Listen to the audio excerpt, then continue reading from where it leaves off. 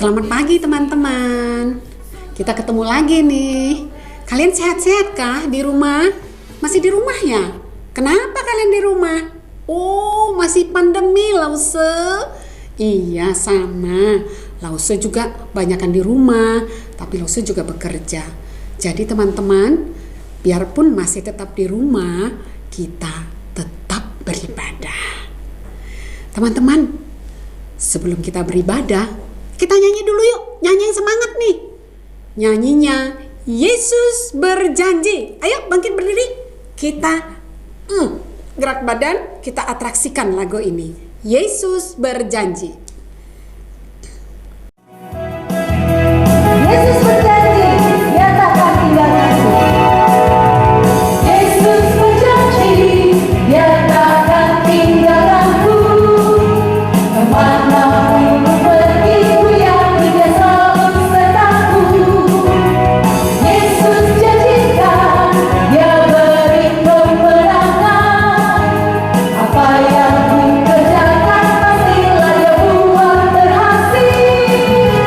Sorak dan pujian bagi Rajaku, sebab ku beri dan ku angkat tangan kecilku. Biarlah hatiku penuh ucapan syukur, sebab ku tahu Yesus Juru Selamat bersamaku.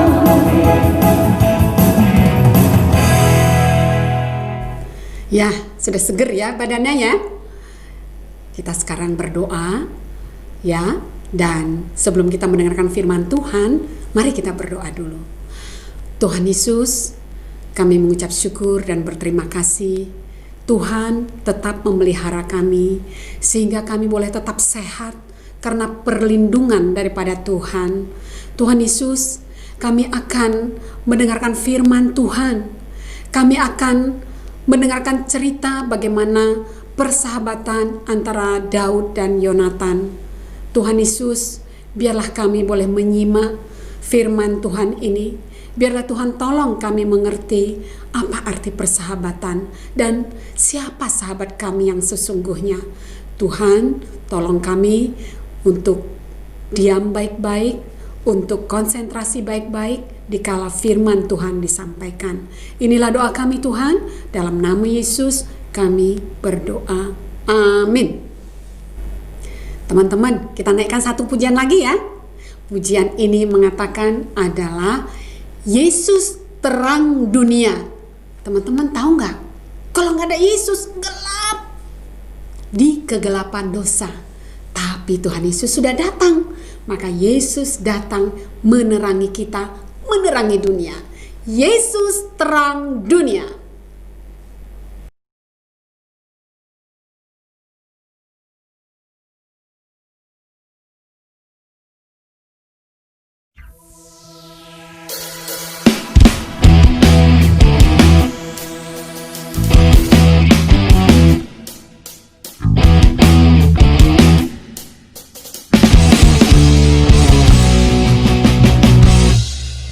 Yesus terang dunia, Dia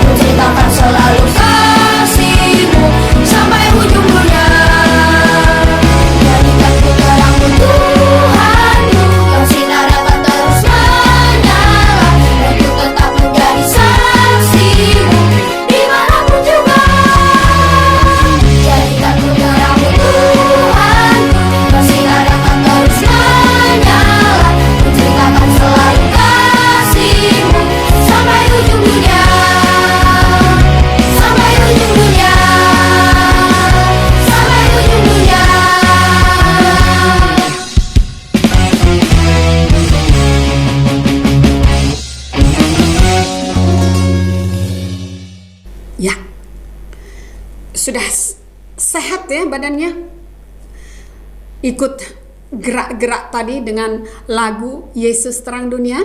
Nah, kita akan mendengarkan firman Tuhan. Kita mohon pimpinan Tuhan. Mari kita berdoa. Tuhan Yesus, kami mengucap syukur dan berterima kasih. Kami akan mendengarkan firman Tuhan sebentar lagi. Biarlah Tuhan tolong kami, siapkan hati kami, sehingga kami boleh mendengarkan firman Tuhan dengan pimpinan Roh-Mu yang kudus. Dalam nama Yesus kami berdoa. Amin. Ya, teman-teman, hari ini topiknya adalah mengenai David dan Jonathan. David itu bahasa Inggrisnya, kalau bahasa Indonesianya namanya Daud. Ya, bagaimana persahabatan antara Daud dan Yonatan, best friend forever. Ini adalah tema kita. Jadi teman-teman, nah ini adalah gambar dari Daud waktu dia masih tinggal di rumah orang tuanya. Dan pekerjaan Daud adalah menggembalakan domba. Sambil dia menggembalakan domba, dia juga memetik kecapi. Jadi Daud ini di samping seorang gembala, dia juga pintar memainkan kecapi. Ada lagi satu lagi teman-teman, Daud ini adalah seorang pemberani. Sehingga kalau datang beruang ataupun binatang-binatang buas yang mau menyerang dombanya, dia nggak lari. Tapi apa yang terjadi teman-teman? Dia berkelahi dengan beruang tersebut dan dia ngangakkan mulut si beruang itu kalau sedang menggigit domba-dombanya. Jadi Daud ini sangat pemberani.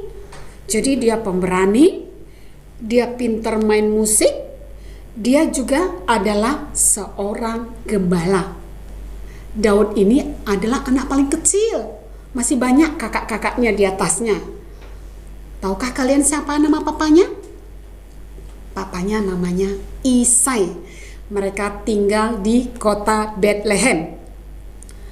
Suatu hari, teman-teman, orang Israel sedang berperang dengan orang Filistin, bangsa Filistin. Sering terjadi peperangan antara bangsa Israel sama bangsa Filistin. Dan kakak-kakaknya Daud ini sudah lama gak pulang ke rumah.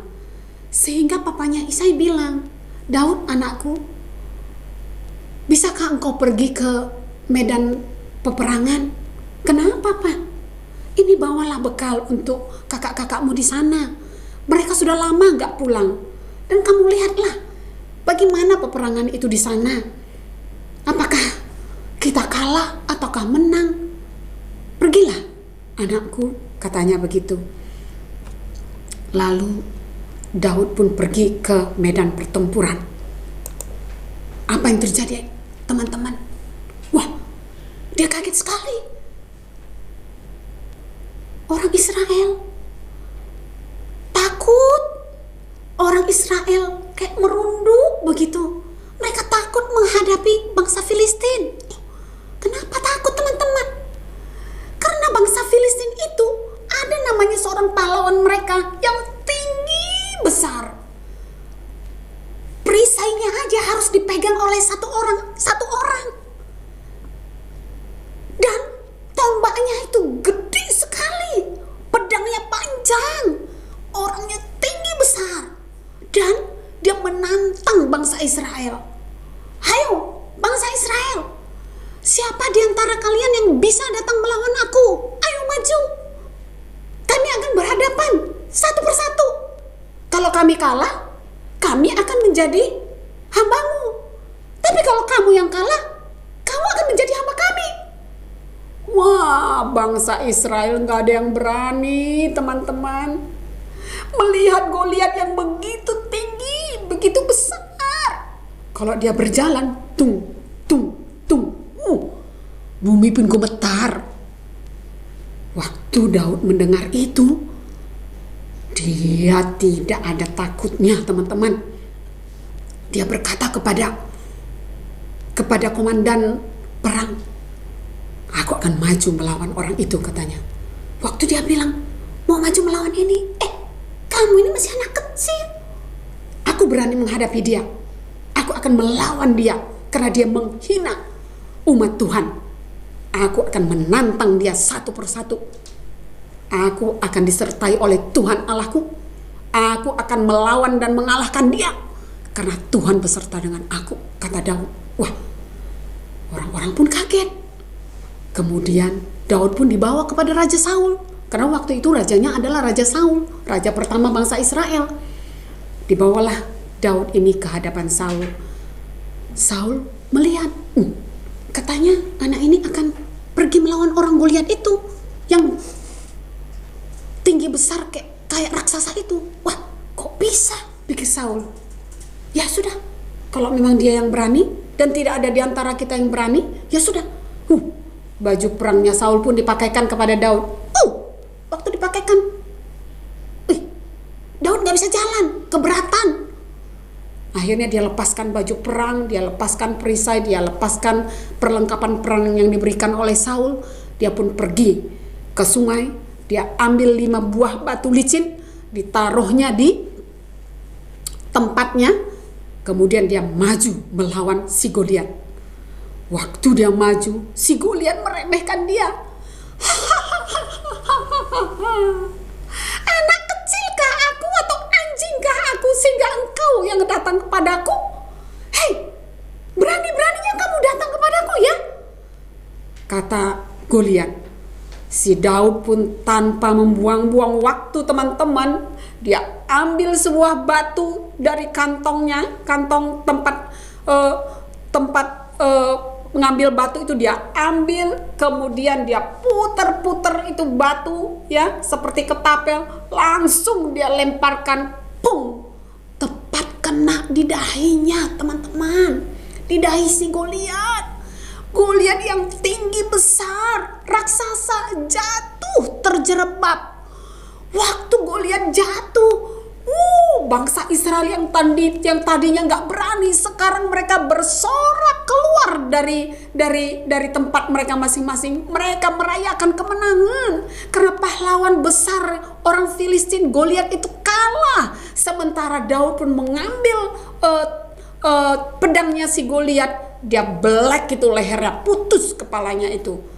Dan orang Israel pun mengejar bangsa Filistin. Bangsa Filistin pun lari ketakutan. Karena apa? Pahlawan mereka yang gagah perkasa itu telah dikalahkan oleh Daud yang masih kecil. Teman-teman, kenapa bisa demikian? Karena Daud disertai oleh Tuhan. Teman-teman, kita masuk ke cerita berikutnya. Bagaimana Raja Saul yang tadinya disertai oleh Tuhan, karena dia melawan perintah Tuhan, akhirnya Roh Allah pun undur dari Saul. Kalau Roh Allah undur dari Saul, maka mukanya menjadi gak enak lihatnya, pemarahan, ya, hatinya gelisah, jadi sering marah. Dan ajudan-ajudannya pun berkata, wah, raja kita lagi susah hatinya ini. Ayo kita cari seorang pemain musik supaya bisa menggembirakan hatinya. Nah, Daud tadi kan juga seorang pemusik, pinter main kecapi. Daud pun dipanggil. Dia sering diundang ke istana raja karena Daud juga sudah mengalahkan Goliat. Daud sering main kecapi dan lihat tuh, wajahnya Saul pun jadi gembira karena Daud bisa menghibur Raja Saul. Apalagi teman-teman, ternyata karena Daud ini sering pergi mengalahkan musuh, ya, dan waktu Daud pulang mengalahkan Goliat, ibu-ibu, para wanita ini, ya, memainkan rebana. Mereka bernyanyi. Apa nyanyinya? Daud mengalahkan berlaksa-laksa, sementara Saul cuma beribu-ribu. Jadi lebih banyak yang dikalahkan Daud daripada yang dikalahkan oleh Saul. Wah, Saul menjadi iri ya. Dia tidak senang. Kok yang dipuji-puji si Daud, dia pikir begitu ya. Hatinya jadi iri, hatinya jadi dengki. Suatu hari, waktu Daud main kecapi di rumahnya, roh Tuhan yang dari Saul itu kan sudah undur. Sehingga hatinya sering gelisah, hatinya sering marah. Waktu dia dengar para wanita menyanyikan Daud mengalahkan berlaksa-laksa, sementara Saul beribu-ribu, hatinya menjadi benci. Dia lempar Daud dengan tombaknya. Waktu dia lempar, sampai 2 kali loh teman-teman, Daud bisa mengelak, ya, bisa mengelak. Dan Daud pun melarikan diri, ya, keluar dari istana. Kemudian Saul pun memikir-mikir, bagaimana caranya ya supaya Daud ini bisa terbunuh, dia pikir. Akhirnya dia mengangkat Daud menjadi kepala pasukan 1.000, ya. Jadi kepala pasukan 1.000. Walaupun Daud pergi berperang, ya, beberapa kali kepada orang Filistin dan ke tempat-tempat lain, Daud selalu menang. Gak pernah kalah karena Tuhan menyertai Daud. Saul pun makin iri ya, dia makin benci kepada Daud, ya, dia makin benci kepada Daud. Nah, ini dia. Daud pulang dengan kemenangan, ya, dia selalu menang, tetapi hati Saul tidak tenang. Dia iri, dia dengki kepada Daud. Teman-teman, Saul mempunyai seorang anak perempuan, ya, namanya Mikal. Coba lihat nih, yang pakai baju biru. Nah, ini adalah anaknya Saul. Jadi tadi Saul itu punya anak beberapa, ya. Ada anak yang tua Merab namanya perempuan, yang kedua ini Mikal, dan ada satu lagi nanti namanya Yonatan. Nah, Mikal ini berjodoh dengan Daud. Dia berjodoh dengan Daud. Jadi orang pun memberitahukan kepada Raja Saul bahwa Mikal mau berjodoh dengan Daud. Wah, Daud sih mau-mau aja, tapi dia berpikir, wah, apakah repot? Bagaimana aku ini orang hina, orang miskin, bisa menjadi penantu raja? Nah, Saul gak minta apa-apa. Dia hanya bilang, kalau kamu mau jadi mantu saya, kalau kamu mau kawin dengan anak saya, cukup kamu bunuh 200 orang Filistin. Berikan kulit katannya kepadaku. Cukup itu saja permintaanku, kata Raja Saul. Wah, kalau permintaannya itu mah, pikir Daud, gak ada susahnya, karena dia kan sudah biasa berperang. Kemudian Daud pun pergi berperang melawan orang Filistin. 200 kulit katan dia ambil, dia kasih kepada Raja Saul. Setelah itu dia pun menikah dengan Mikal, anaknya Raja Saul. Teman-teman, nah ada satu lagi temannya. Ini adalah Yonatan, anak Raja Saul juga. Biasanya kalau bapaknya raja, nanti yang menggantikannya tentu adalah anaknya, ya kan? Nah, Yonatan ini, ya, dia sangat mengasihi Daud. Walaupun Daud ini pergi berperang kemana saja dan selalu menang, dia tidak iri hati seperti papanya Saul. Dia bahkan selalu menemani Daud. Mereka sama-sama berperang, dan dia tidak benci, tidak iri kepada Daud. Padahal ayahnya Saul berkali-kali ingin melemparkan tombak kepada Daud. Berkali-kali teman-teman. Tetapi berkali-kali juga Daud luput dari lemparan tombak dari Raja Saul. Suatu hari teman-teman, Raja Saul ini sangat iri, masih iri, dan ingin terus membunuh Daud. Padahal Daud ini adalah mantunya. Setelah menikah dengan Mikal, dia pun menyuruh ajudan-ajudannya,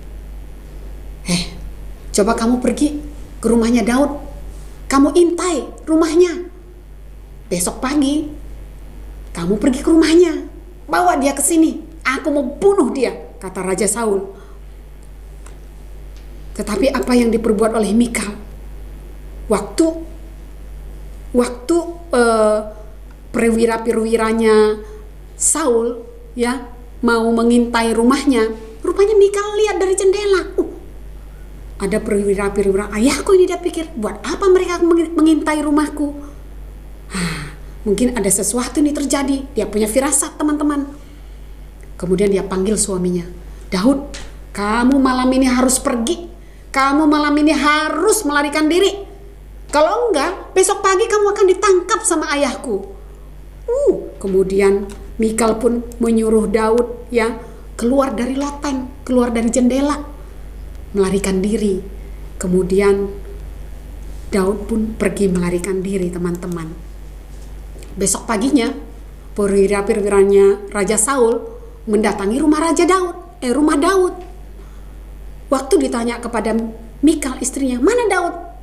Dia sakit, katanya begitu. Coba lihat itu di tempat tidur, dia sakit, katanya gitu. Waktu dibuka tempat tidurnya, wah, selimutnya dibuka begitu. Ternyata bukan Daud, teman-teman. Ternyata patung. Rupanya Mikal sudah punya firasat bahwa ayahnya Saul akan membunuh Daud. Maka dia bikin setelah Daud itu lari ya malam-malam dari loteng rumahnya, dari jendela, maka Mikal pun mengambil terafim, ini namanya patung, dan dia bikin bulu domba di kepalanya. Jadi seperti orang lagi tiduran. Wah, rupanya kita dibohongi, katanya begitu. Kemudian mereka pun melapor kepada Raja Saul ya. Mereka melapor kepada Raja Saul bahwa Daud itu sudah melarikan diri. Yang ada di tempat tidur itu bukan Daud, ternyata terafim. Kemudian waktu Daud melarikan diri, kemana dia pergi, teman-teman? Ternyata dia pergi ke rumahnya Nabi Samuel. Nah, ini adalah Nabi Samuel. Nabi Samuel ini tinggal di kota Rama. Sudah tua ya, teman-teman ya. Iya, Nabi Samuel sudah tua, janggutnya panjang, rambutnya semua sudah putih, kulitnya sudah keriput.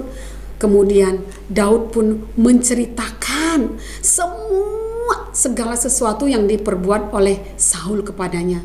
Dia katakan bahwa Saul mau membunuh dia. Teman-teman tahu kan bahwa sebelumnya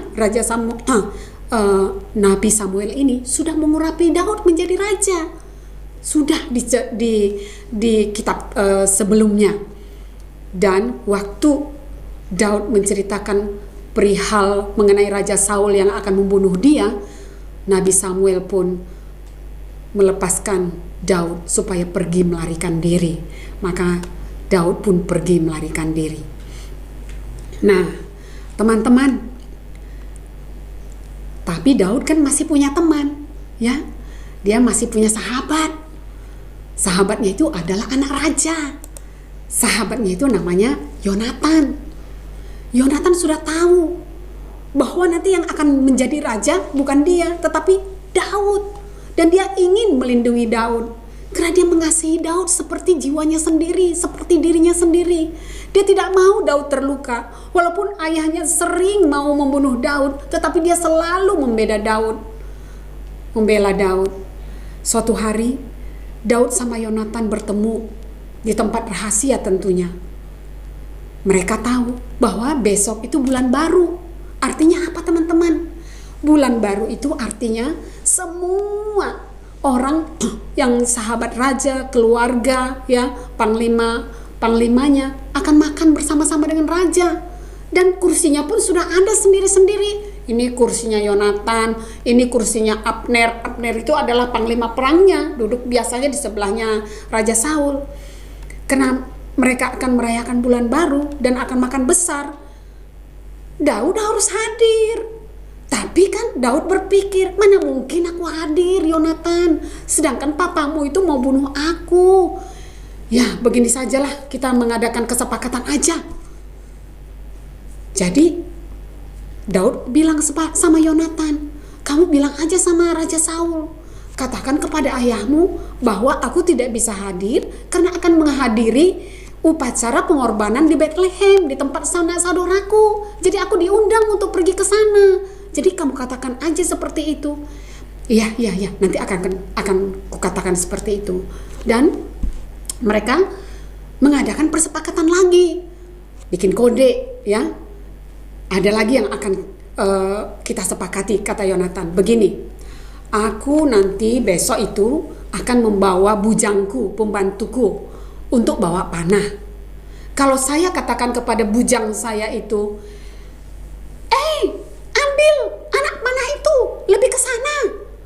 Artinya, bapakku itu sedang marah, jadi kamu harus pergi melarikan diri. Tapi, kalau saya katakan kepada bujang saya, hei, ambil anak panah itu kan lebih ke sini, lebih kemari. Nah, itu artinya kode antara kita dan antara aku dan engkau mengatakan bahwa ayahku tidak marah lagi kepadamu. Jadi kamu boleh ikut, bisa masuk ke istana. Jadi begitulah mereka mengadakan persepakatan antara Daud dan Yonatan. Gak ada orang yang tahu, teman-teman, hanya mereka berdua yang tahu. Jadi kalau panahnya itu lebih ke sana, di mana Yonatan memanah lebih ke sana, artinya Daud harus melarikan diri. Tetapi kalau Yonatan memanah dan mengatakan ambillah anak panah itu karena lebih kemari, artinya Daud itu safe, aman, gak perlu melarikan diri. Itulah perjanjian yang mereka sepakati. Besoknya teman-teman, mereka pun makan, ya, diundang raja, karena besok itu sudah hari bulan baru, dan raja pun mengundang makan banyak orang, ya, perwira-perwiranya. Sebelah kanan Raja Saul ini adalah panglimanya, namanya Abner. Nah, di depannya ini anaknya, ya, Yonatan. Tetapi di sebelah Yonatan itu ada bangku kosong. Itu adalah bangku Daud. Ya, waktu hari pertama makan, ya, Raja Saul bilang, wah, kenapa ini Daud gak datang, ya? Mungkin dia gak tahir. Iya, memang dia tidak tahir. Dia pikir begitu, makanya dia gak berani datang makan. Tetapi keesokan harinya, teman-teman, kursi Daud kok kosong lagi. Padahal ini sudah hari kedua. Maka Saul pun menjadi marah. Ditanya sama Yonatan, ini kemana Daud, kemana anak Isai itu? Katanya kepada Yonatan, wah, tadi kemarin itu Pak, Daud ngomong bahwa dia minta izin, dia pulang ke rumahnya ke Bethlehem karena ada upacara pengorbanan di sana. Jadi dia izin sama saya, kata Yonatan. Wah, apa yang terjadi, ya?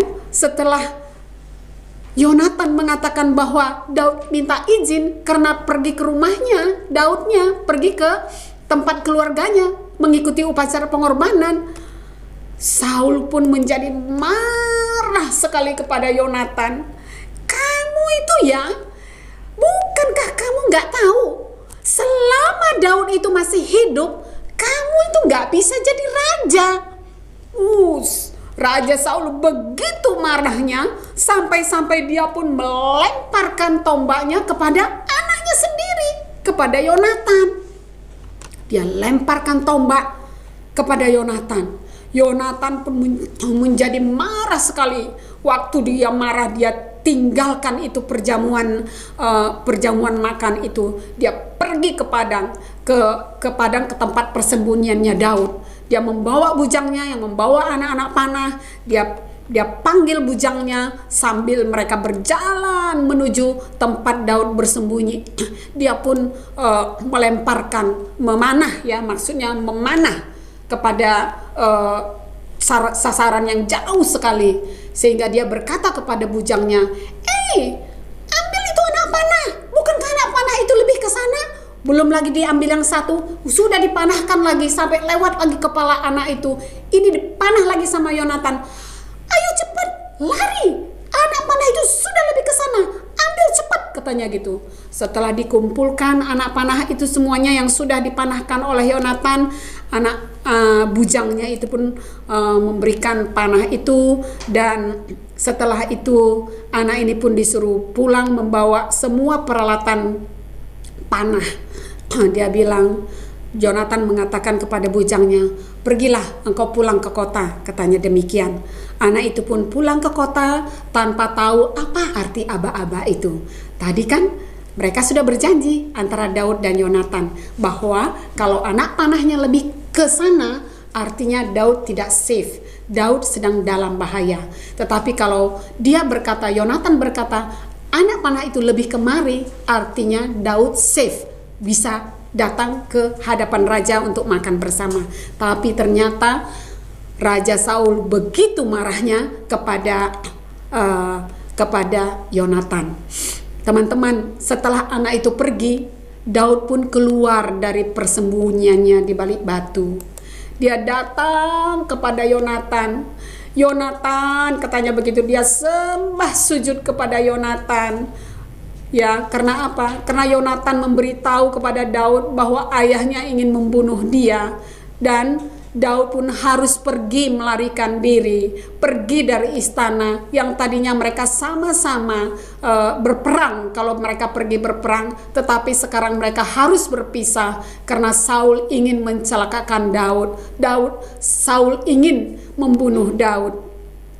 Maka teman-teman, Daud pun mengucapkan bagaimana rasa hormatnya kepada Yonatan. Dia bersembah sujud, dan setelah itu apa yang terjadi teman-teman? Mereka pun, karena Yonatan ini sangat mengasihi Daud, dia memberitahu, "Kamu harus melarikan diri, Daud," katanya begitu.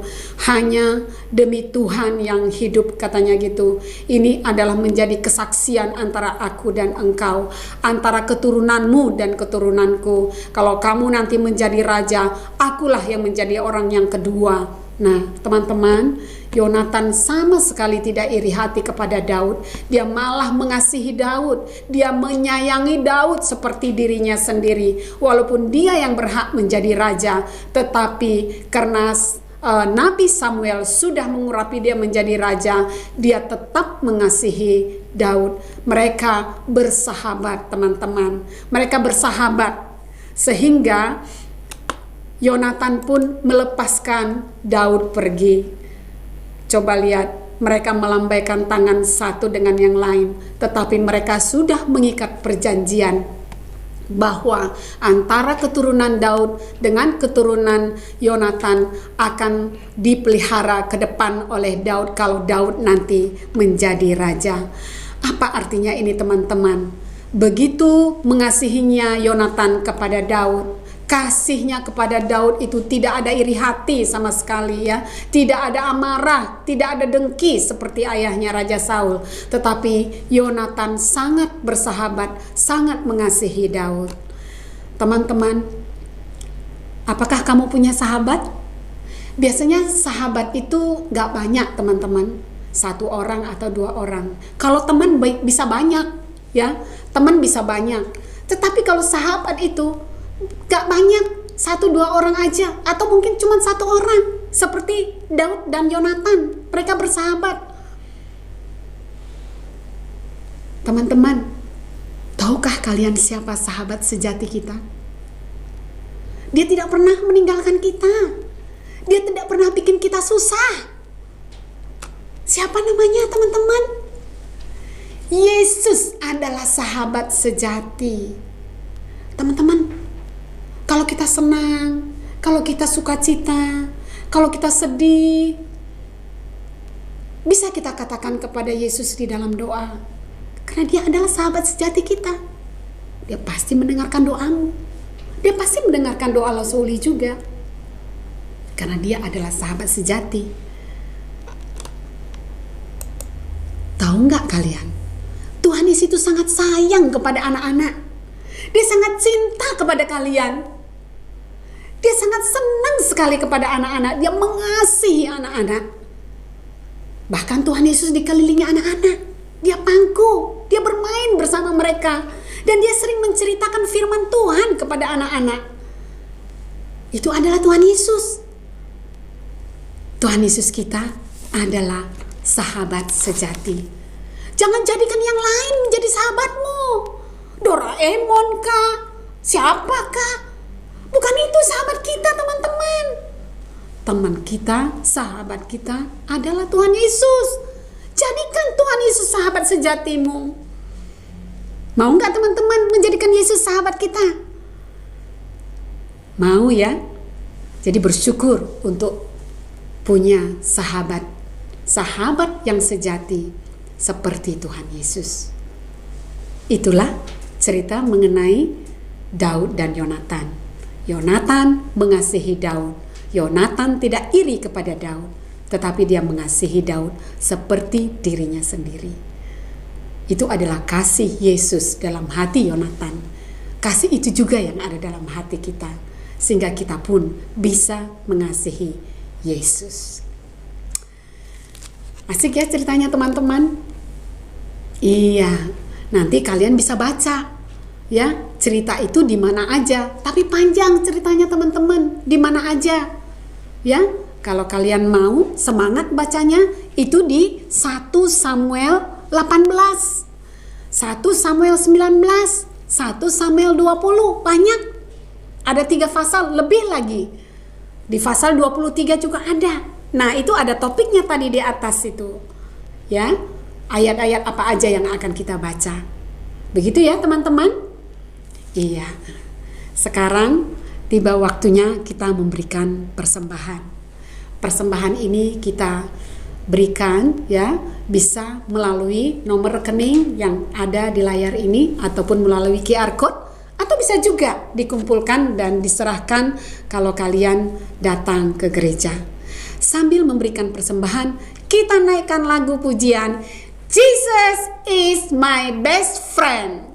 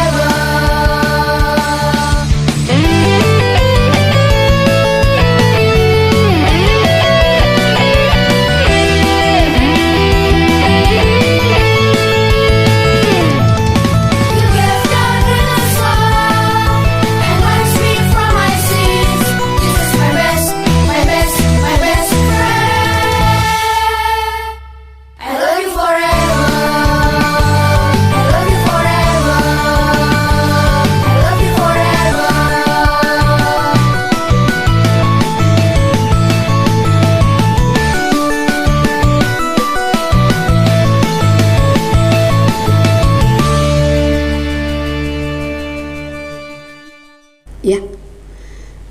Kita akan berdoa karena kita sudah mengumpulkan persembahan, sudah mendengarkan firman Tuhan. Mari kita berdoa. Tuhan Yesus, Engkau adalah sahabat kami yang sejati. Dikala kami senang, dikala kami susah, Engkau tidak pernah meninggalkan kami. Terima kasih Tuhan, Engkau menjadi sahabat kami. Engkau terus melindungi kami, menemani kami. Terima kasih Tuhan.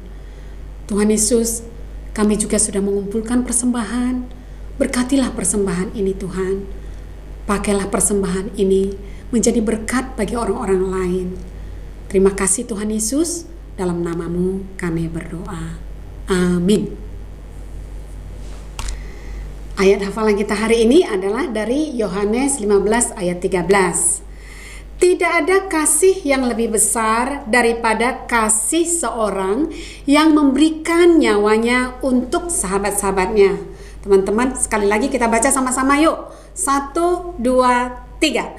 Yohanes 15 ayat 13. Tidak ada kasih yang lebih besar daripada kasih seorang yang memberikan nyawanya untuk sahabat-sahabatnya. Teman-teman, dihafal ya. Kemudian diposting. Setelah itu, Lausu Uli ada 2 aktivitas nih.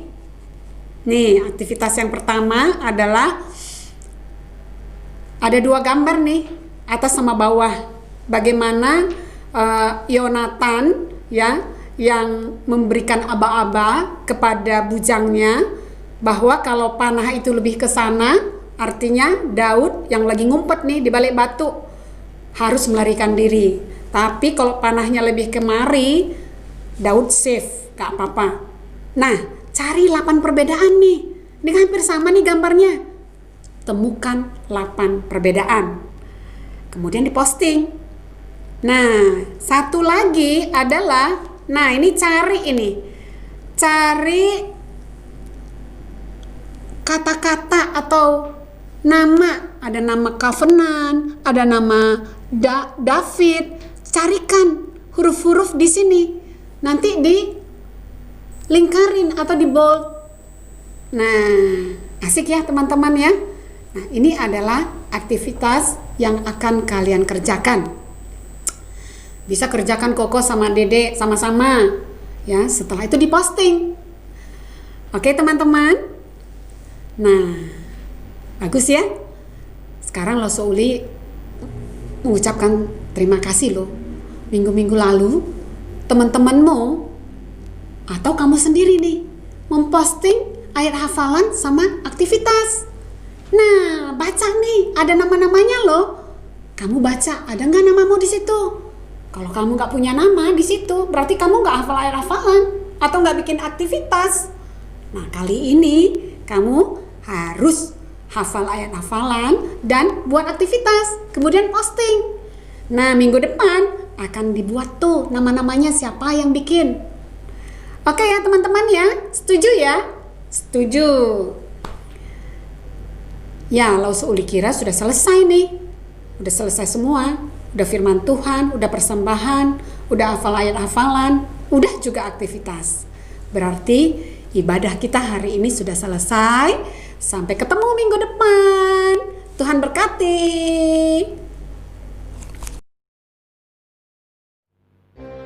Shalom teman-teman, sahabat Kids for Jesus dimanapun kalian berada. Natal sudah dekat.